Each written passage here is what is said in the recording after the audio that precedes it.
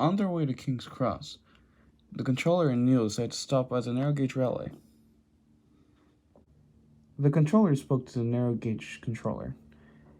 He was talking about how he was leaving and that Sir Topham Hatt will be taking over the railway for a little bit. Well, I see little Bertram has grown up. I wish you luck, sir. As Neil was waiting for the two men to finish talking, he heard a strange whistle. It came from one of the narrow gauge engines, as they were pulling a train. The engine's nameplate read Skarloey. The two engines were psyched to see each other, especially Skarloey. "Neil, how's it been, my old friend?" "Oh, it's been a long one. We are about to leave the island of Sodor to go look around the world." "Oh, a holiday. I agree that you deserve a holiday, but why is it?" "Well, the controller says that we have been working very hard for many years, and that it's time that we get a break." "Ah, that's understandable. I'll be missing you, old friend." And Skarloey puffed away. Neil was sad to go and leave his friends behind, but he knew what the controller wanted. He wanted him to be happy. On Neil's trip, he noticed a train being pulled. He was curious to see who was pulling it. It was James the Red Engine.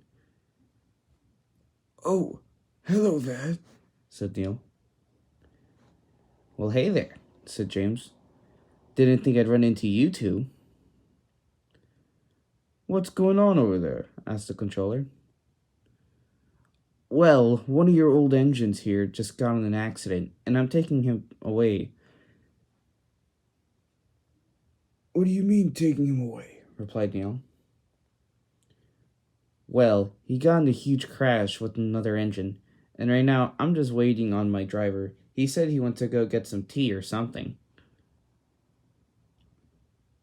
"Well, who is it?" asked Neil.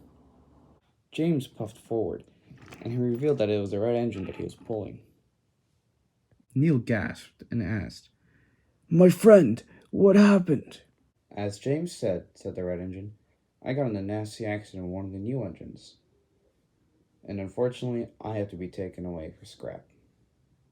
"Well, it was great knowing you, old friend." "You served me well, my friend," said the controller. "It is nice that you've been working for me all these years, but you do deserve a type of rest." Walked out James' driver. "Hey, James, I couldn't find any water for—" "Shh, hushed James. "Don't say it in front of them." "Oh, come on, James. It's fine. Your wooden brakes are nothing to be ashamed of." Shh. Ah. James puffed away quickly, hoping that nobody had heard. The controller tried comforting Neil, but Neil wasn't having it, and puffed away quickly. "Neil," said the controller, "come back. This is terrible behavior from you." Then there was trouble. Neil tried to back up, but then the point had switched, causing him to derail. The controller was most upset with Neil, and Neil was upset as well. "Oh, sir, I deeply apologize. No need to explain, Neil. I understand, but what I don't understand is your reaction to this. Now, I know he's your friend, but there's no reason to run away so quickly." Neil looked down and he felt ashamed.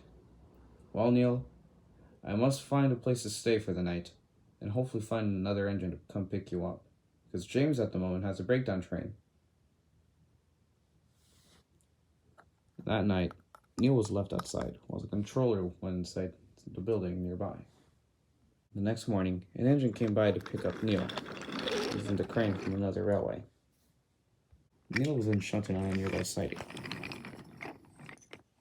He didn't know how long he was going to be there, but he hoped that one day someone will come find him. As for the controller, the engine also brought a coach to take him. All that was left was a sad and lonely Neil.